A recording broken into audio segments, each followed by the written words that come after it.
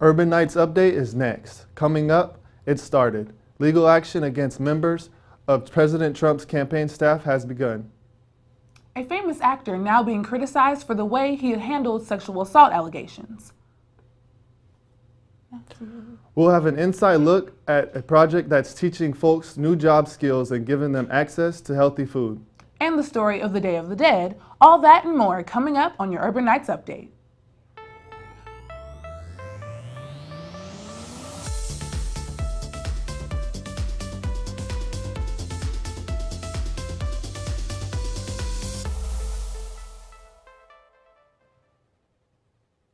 Hi, thanks for joining us here at Urban Nights Update. Kendall Brown is sitting in with me. I'm Brianna Keys, and here are our top stories. President Trump's former 2016 campaign chairman, Paul Manafort, and Rick Gates Manafort, former business associate, have been indicted by the federal grand jury. It's part of the investigation into Russia's possible meddling in the U.S. election last year. Manafort and Gates pleaded not guilty in court on Monday afternoon. The 31-page indictment against them contains 12 counts, including conspiracy to laundering money and conspiracy against the U.S. The big question is whether this is just in a series of legal actions as a result of the special prosecutor Robert Mueller's investigation. President Trump's former foreign policy advisor, George Papadopoulos, has pleaded guilty to fabricating a statement to the FBI about his interaction with the foreign officials of the Russian government. Papadopoulos admits he colluded with the Russian government to get information that was used against Hillary Clinton in the 2016 presidential campaign. Other campaign officials involved in Trump's campaign were also aware of Papadopoulos' communication with Russian officials. President Trump's approval rating is the lowest it's ever been. Only 38% of voters approve of Trump's presidency. According to the NBC and Wall Street Journal poll, this is a 5% drop in the approval since September. Recent actions by Trump have drawn declining approval ratings from white and independent voters, each according to the pollster Fred Yang, a sign that Trump's base could slowly be fraying. The U.S. Navy is in the midst of an investigation of the death of Green Beret Staff Sergeant Logan Melgar's death in the capital of Mali, Bamako. Unnamed military officials said his death was caused by being strangled. The defense officials are trying to determine whether the staff sergeant was strangled by fellow Navy SEAL commandos.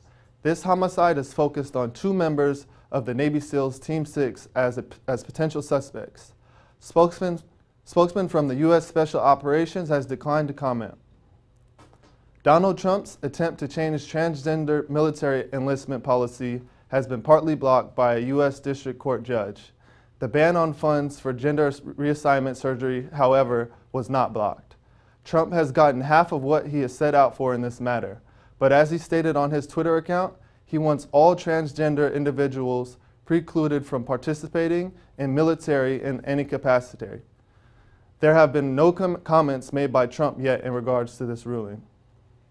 Hollywood actor Kevin Spacey is getting a lot of backlash after an apology to actor Anthony Rapp. Rapp accused Spacey of making a sexual advance towards him when he was just 14. Spacey stated that "I'm horrified to hear of his story. I honestly do not remember the encounter, but if I did behave then as he describes, I owe him the sincerest apology." Spacey also shared that he is deciding to live his life as a gay man in his apology to Rapp. Critics say that Spacey is using the public announcement of his sexual orientation to deflect any consequences of his alleged sexual assault. New sexual assault allegations against producer Harvey Weinstein continue to surface with reports as far back as the 1970s. 3 weeks after the first report, women from different continents, fields, and time periods have come forward. More than 40 years later, Hope D'Amour says, "This has haunted me my entire life," after alleged rape by Weinstein when he was a young concert promoter in Buffalo. Weinstein is under further investigation by the New York Police Department. The rebuilding and recovery phase is underway in the North Bay. The Sonoma County fires destroyed nearly 9,000 structures and claimed the lives of 42 people. The fires, which sparked October 8th, caused a mass evacuation of 100,000 people. Officials estimate the cleanup efforts will last into 2018 and estimate the losses to be more than $1 billion. While the majority of the community is banding together to contribute to rebuilding efforts, others are taking advantage of the crisis. Two out-of-town individuals are currently being held at Sonoma County Jail on suspicion of 7 felonies, including looting, conspiracy, and vehicle theft. Police arrested the pair after they were spotted loading stolen goods into a pickup truck. Police caught up with them after a high-speed chase. The suspects are from the Monterey area. Buying fresh fruits and vegetables is a major problem that low-income families are facing every day. Planting Justice is a new organization that is helping to bring proper nutrition to the Bay Area families. The Planting Justice Nursery is located in the poorest neighborhood in East Oakland. They are working to help empower people in communities like this around the Bay Area with skills and resources to cultivate their food independence and economic justice. Patrick Dunnigan has been with the organization for 5 years. So that's really just our main mission. It's grow food, grow jobs, grow community, and all bolstering those 3 concepts is the idea of empowering folks not only with the garden, but the knowledge of why. How to do it, why we should do it, and how to keep doing it. Here at 105th Street in Oakland, California, this neighborhood is known as a food desert, meaning that there are only liquor stores available to these civilians and no grocery stores whatsoever. That means no healthy fruits or vegetables. Planting Justice, located on 105th Street right here, is working to address that problem. Fred Clay, the operations director at Planting Justice, understands how this issue adversely affects people in food desert neighborhoods. We understand that these communities, these impoverished communities, are experiencing disproportionate numbers of diabetes, obesity, heart disease, high blood pressure, at the same time as truly being malnutrition. Solving this unhealthy problem is their goal. So one of the things that this community can do to address those disparities in access to food is grow their own. Not only is it good for the body, it's good for the environment. This is truly a win-win situation. You can hire the landscaping team, take educational workshops or classes on food justice. You can even volunteer to work on a community garden project. These are just some of the ways Planting Justice is working to vanquish the food desert problem. In Oakland, I'm Ben Clegg for Urban Nights Update. Since Planting Justice began, the goal to give back to the community has always been kept in mind. They have grown from 8 to 40 full-time employees, hiring from the same community they want to benefit. Think twice before dressing as a Sharpie this Halloween on Friday in Pleasant Hill. A Staples store customer was offended by one of the employees who had her face covered in black paint, claiming she was dressed up as a Sharpie. The customer confronted another employee and even the manager, saying that the costume was offensive to African Americans. The employee removed the costume and no longer works at the location. What better way to spend Halloween weekend with the family at a great American theme park? Well, that wasn't the case for many, with over 100 teens victimizing parkgoers late Saturday night. Santa Clara police claimed that there were incidents that required the police, but it is still unsure what caused the mayhem. Many visitors fled the scene in fear, as parkgoers were robbed, assaulted, and harassed. Mexican heritage is rich with history and traditions, the most popular being Dia de los Muertos, or Day of the Dead. Marciano Reichel has the story in San Jose.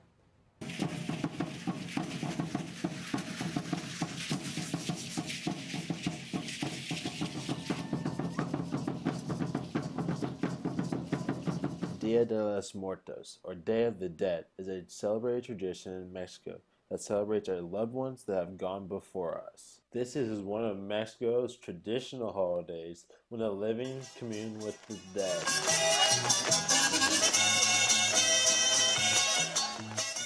But not in the sadness, but in happiness, talking about their ancestors before them.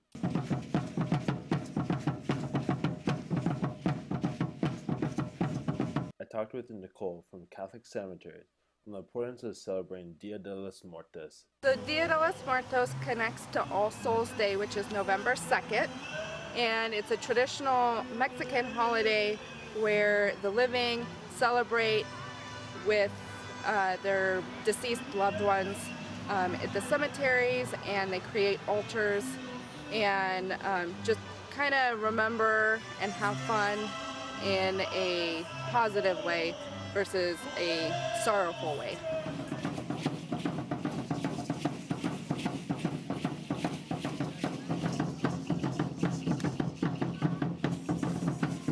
I talked with Nyutapjali, the importance of teaching the younger generation about their ancestry and about the tradition of dancing. It's important to teach the future generations in order to keep the traditions alive. The children are our future, you know. For example, there's a lot of young students in our group now, high school students, that we've seen them even before they were joining high school. Now, you know, so they're some of our best dancers. You know, the children really absorb the culture.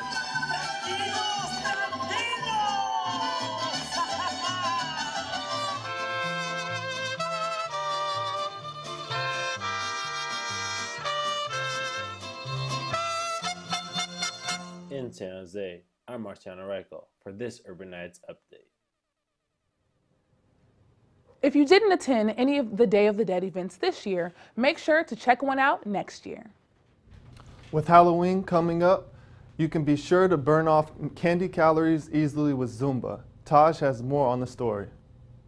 Just here on 9th Avenue and Lincoln Way here in San Francisco, you can find where one of many Zumba classes are being held by the Zumba in the Parks group.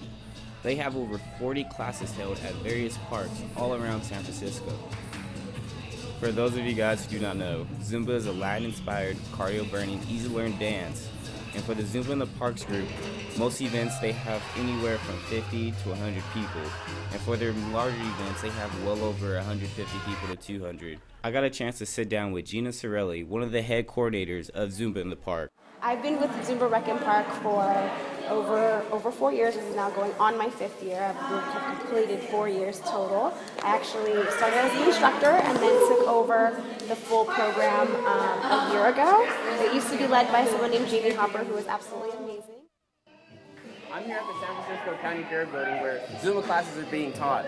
So make sure you put your costume on as we have our Halloween special Zumba class taught free. Make sure you get down here where all 5 instructors are here to teach you a different dance. We have maintained this amazing program. When I came on, I started as one of 8 instructors. Now I'm the leader of almost 30 instructors, and there's over 40 classes a week. And we serve about 1,000 people plus per week. So we have 4 big parties a year.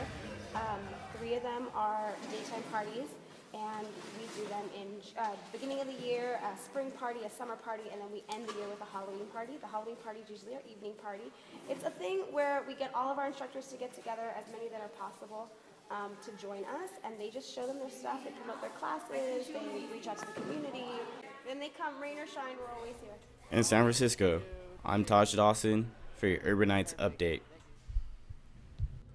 For those of you who missed the last Zumba party of the year, don't worry. There are weekly Zumba classes held at most local recreational centers. The Take a Knee protest continues. Most of the Houston Texan players knelt together during the national anthem on Sunday in protest against controversial remarks made by team owner Bob McNair. This comes after he met with the team on Saturday to apologize for his inappropriate comment, "We can't have the inmates running the prison," during a meeting with the NFL owners talking about players kneeling during the anthem. Now let's take it to Luke Lacey with the latest on AAU sports. Welcome to this week's edition of Academy of Art Sports. Let's play ball. This was an exciting weekend if you're an Urban Nights sports fan. 4 teams in play on Saturday, all on the road. Both Art U soccer teams playing in Southern California against conference rival California Baptist University. The tennis team continuing the ITA Cup, and the volleyball team closing out the busy day with the game against Pac-West rival in a rematch at Dominican. The Lady Knights had a hard time defending an offensive barrage from the first place Cal Baptist Lancers. They got behind early and couldn't put together enough shots on goal to overcome their 5-0 deficit. Despite allowing 5 goals, Morgan Wers still put up a strong defensive performance as she managed to get 7 saves. Freshman midfielder Sydney Cook and senior midfielders Kendall Bozart and Abigail Chavez led Academy of Arts offense, each taking 1 shot on goal. Men's soccer played nationally 4th ranked and undefeated Lancers evenly in the first half, totaling only 3 less shots than them. Junior midfielder Johnny Navarro had the best opportunity for the Knights in the very first minute of the game, but he missed the goal wide left. Freshman goalkeeper Chris Jensen contributed to the close first half with 3 crucial saves. However, the Lancers got off to a fast start in the second half, scoring a goal to increase their lead to 2-0 in the 49th minute. They then went on to score another in the 79th minute and make it 3-0, and that would be the final score. Sophomore Zach Kaiser and junior forward Alexander Tombach each had shots on goal, and they were denied. The Knights now return home for their final homestand of the year to square off against Biola. Sophomore twins Clara and Alma Thel-Lentorp entered ITA Oracle Cup as the #1 seed in the nation for their 2nd year in a row. They had momentum on their side after a thrilling victory in their last match. The duo took on a pair from Indianapolis and got off to a bad start, falling down 9-1 in the first set. They battled back for 6 straight points, but still fell 10-7. This put them in a bracket to battle for 5th place against the 2-seed duo from Midwestern State. They couldn't pull off a win in this matchup, but they battled hard, enough to earn a tiebreaker in which they fell 10-6. The now ranked 6 twins return home to San Francisco to display their dominance again for the last fall tune-up. Women's volleyball matched up against a solid Dominican squad. They got off to a slow start in the first set, down 15-6. Freshman outside hitter Kamaya Johnson sparked a 6-1 run to bring them back in it with her 3rd block of the year and back-to-back kills. They ended up falling 25-20. The second set was a close battle throughout until Dominican pulled away at the end to win 25-19 and go up 2-0 on the day. With their backs against the wall in the 3rd set, RU started off down 15-6. Senior middle blocker Margaret Winkler helped surge an 8-1 run for the Knights with a big kill to make it a game, but it didn't last. They fell off 25-17 and lost 3-0 on the day. The Knights return home to play 4 of their final 5 conference matches. That's all the RU Knights news I got for you guys today. Be sure to tune back in next time. Thanks for the update on our RU sports, Luke. As we all know, video games are getting more popular among younger generations. However, video game addiction may ruin one's life. Wenyi Dong has the story. Nowadays, large amounts of in-college students would choose to play computer games during their spare time.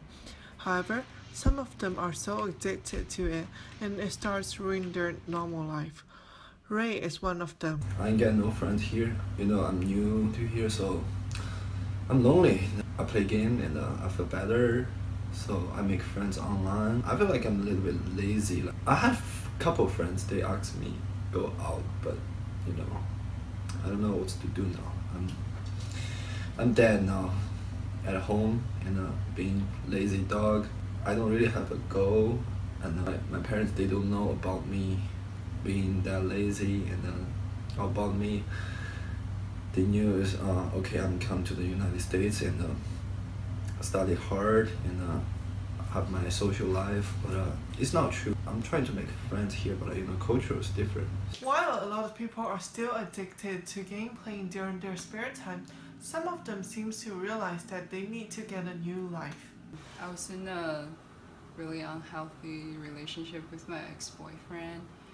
We would just stay at home all day, stopped going out with all my friends. After a long time of consideration, I decided to break up with my ex-boyfriend and getting back to my regular social life.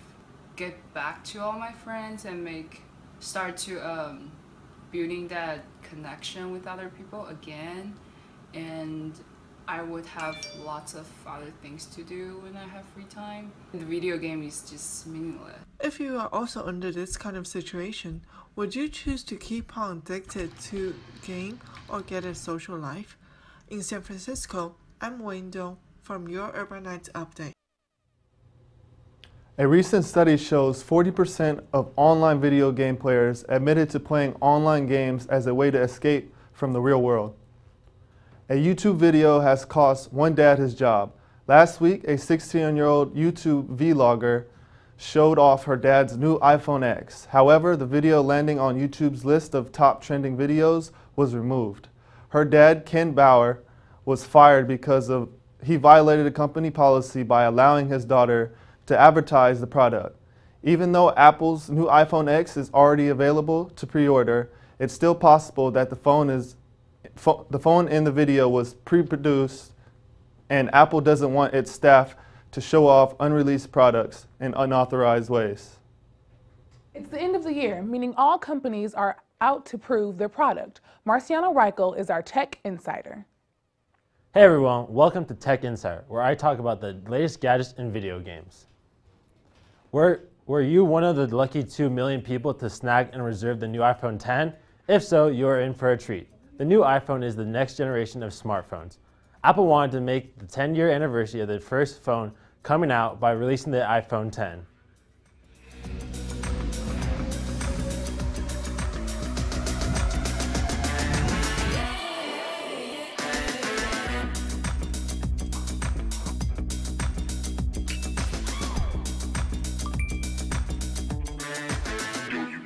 On the floor. Yeah. Yo, you wanna meet me in the lounge. Yeah. Yo, you wanna meet me in the club. Yeah. Yo, you wanna meet me downtown. Okay.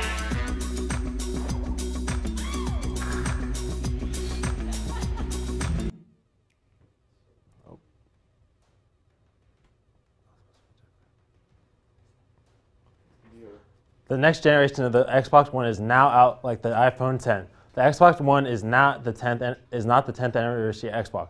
If you're an Xbox One or later version owner, the newest Xbox One might not be the one for you. It is meant for the hardcore gamers that setup can withstand the 4K output. If you are one of them to buy one, you will be gifted with the most powerful gaming console to date. If you're a gamer that is on the move, you should check the Nintendo Switch. It is really just a portable console that can put in your pocket and be ready in a blink of an eye. While you can hold it like a regular Nintendo DS, you can take the controllers off and pop the stand up in the back and make it a stand-up screen. It's that time of the year again, gamers. During late October and November, the newest games are coming out just before the holiday season. The biggest game this year is Call of Duty franchise. The setting based during World War II, and it's going to be one good one. The ever so popular Zombies game mode is getting revamped, and this will be coming out early November. The Star Wars Battlefront franchise is coming out mid-November. It is going to be a great end of the year for the 2017 gamers. Or for the gamers that are still interested in older games, Tom Clancy Rainbow Six Siege is still out in full force. After being released just over 2 years ago, that's a big deal in a console game, as games usually die out after a year or so. So guys, here's some brand new Star Wars Battlefront 2 single. The march of progress.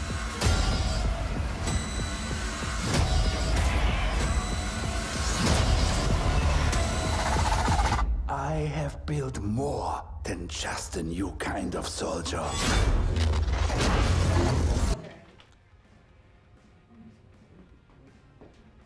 For those citygoers who don't want to own a car and have to ride a bike around, have you ever thought of an electric longboard? At first glance, when you hear the price, you may cringe, but in the long run, it can be the best idea ever. The ever so popular Boosted Board brand can be your local choice, as you're being eco-friendly and also helping a Bay Area company out. As based out of San Bruno and is growing in each year. Depending on what level of board you are getting, the range is in price from $999 to up to $1,400.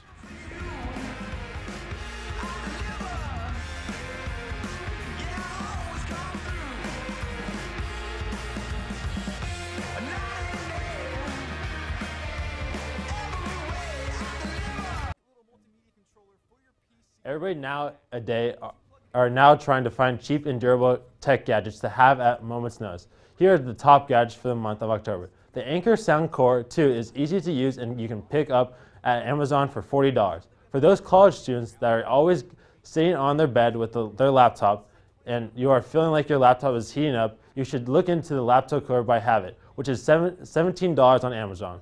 Then finally, for those new iPhone owners, Rav Power has their new wireless charger ready to be used and help cut the charging time in half for $50 on Amazon. That's the latest for this week's Tech Insider. The Bay Area has many upcoming different aspiring artists and musicians. Taylor Lehman had the chance to interview a member of a local band to gain some insight into the music scene. Thank you. Today I'm interviewing George Lara, a Bay Area musician. Hi, how are you doing today? Very tired. How are you? Same. So tell me about your band.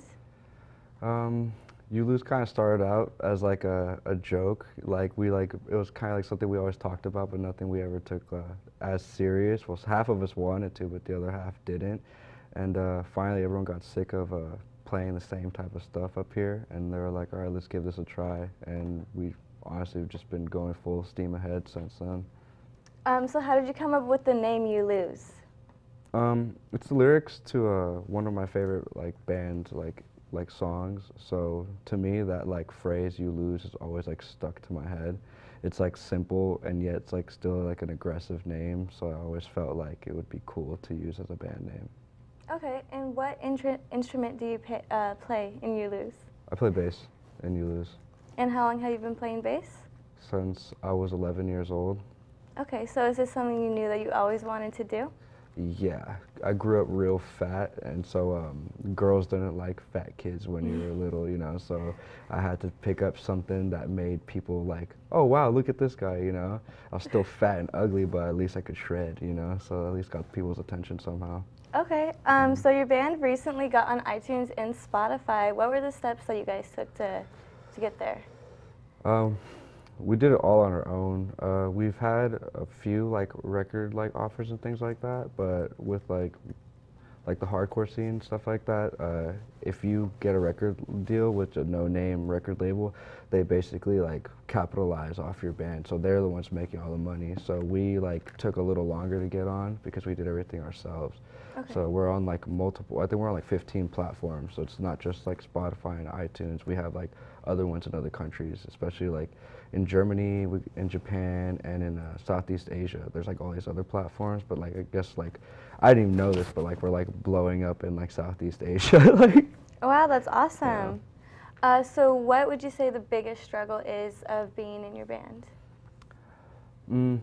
Probably the biggest struggle would be that all of us have full-time jobs or go to school. None of us are, if we were rich, we would be we'd put all our money and time into touring and things like that. But all of us have 9 to 5, so we have to be very precise with what we do with our time and everything. Okay. So if you were to tour anywhere in the world, where would you go? Tokyo, Japan, for sure, because they have the most violent scene for being an overseas place, and they eat up American culture and music. So any American band to go there is already basically worshipped. So I feel if we were to go there with the type of music we played, they would eat it up, for sure. Okay, awesome. Thank you for being here today. Thank you. Back to you.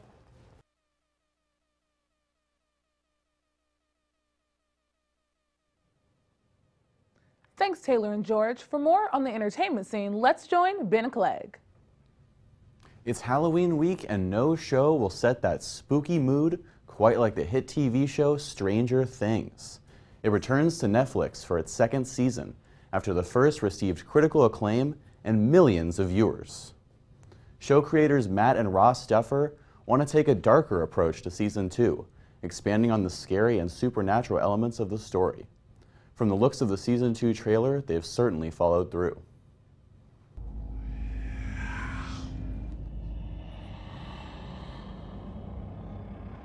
Hey guys, do you see the...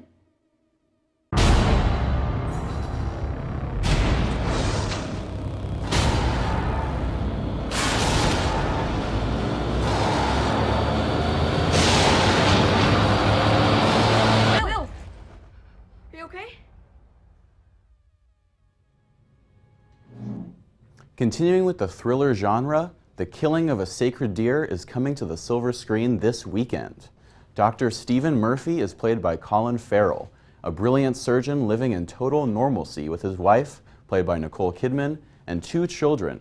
But it is all uprooted when a mysterious boy takes an unsettling interest in the Murphy family.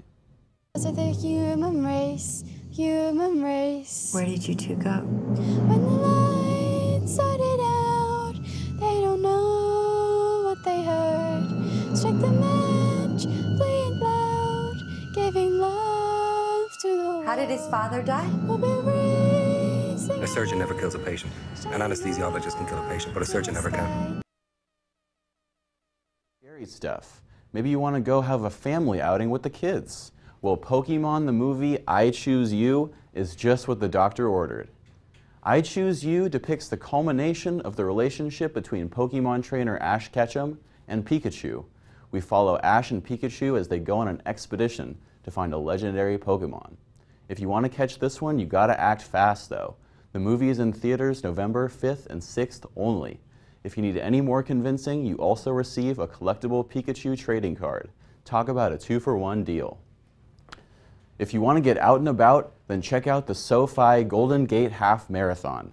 The 5K and half marathon runs take place at 7 a.m. this Sunday in Golden Gate Park. There is a wine festival after to celebrate all those calories you just burned. Registration for all events is open right now. You can register at motiverunning.com. Motive.